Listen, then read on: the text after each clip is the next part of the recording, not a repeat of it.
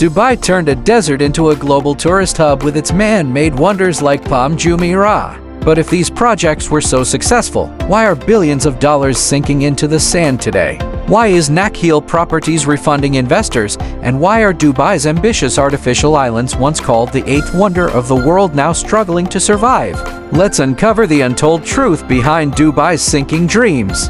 And about 3 decades before the economic sanctions, Sultan bin Sulaim, chairman of Nakheel Properties, the company that built popular artificial islands like Palm Jumeirah in Dubai, promised the ruler of Dubai at that time that he would create such artificial islands that would take Dubai's tourism sector to the skies. His first project, Palm Jumeirah, actually achieved that. Now the question arises, if all these ambitious projects were so effective, why is Nakheel Properties today refunding investors' money despite having government security and literally sinking in both financial and project terms? Before answering this, let's clear some basics about balance. West Rajput Dubai differential oil. In 1908, Dubai's economy was heavily dependent on oil. But how long could this continue?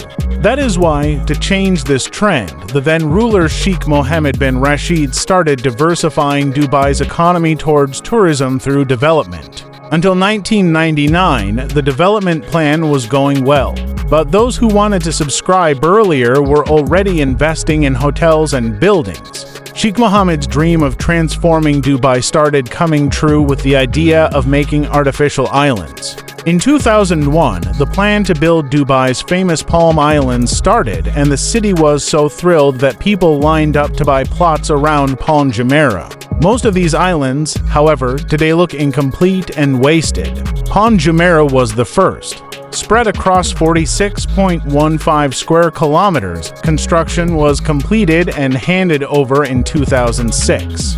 Today, it's one of the most beautiful places to visit in Dubai. Personally, I have been there and it is beautiful. Atlantis, the famous Dubai hotel, is located here. Palm Jumeirah is the only one of the 3 Palm Islands that became a jewel project. Next came Palm Jebel Ali. Construction began in 2002, but by 2008, the global financial crisis hit and the project stalled.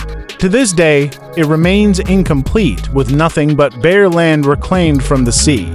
Essentially, an artificial island was created but left without people.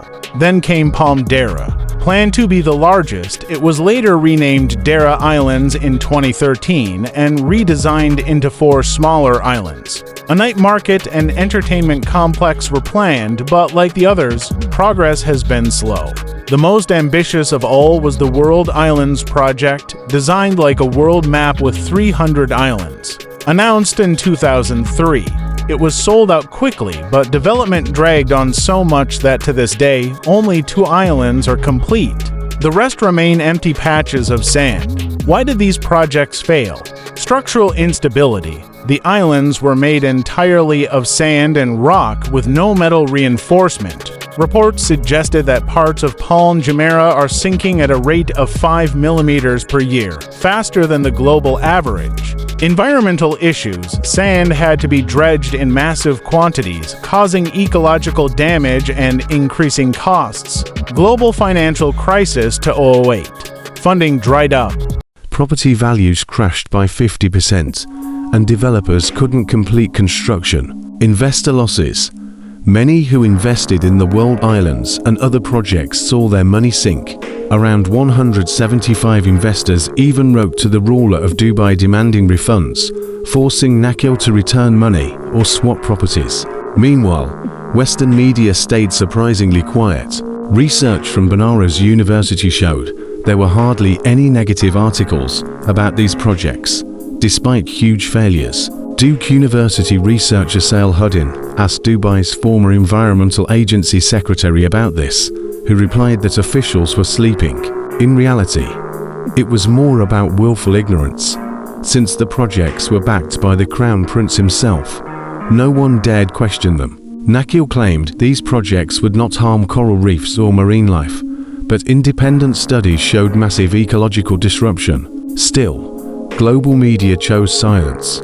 Unlike in other Asian countries, where environmental criticism is constant. So, While Palm Jumeirah stands tall as a success, projects like Palm Jebel Ali, Deira Islands, and the World Islands remain half-baked dreams. With rising sea levels and frequent cyclones in the Arabian Sea, questions remain whether even Palm Jumeirah will withstand nature's force in the long run. What do you think, friends? If you learned something new from this article, don't forget to like and subscribe, because more such interesting stories will keep coming.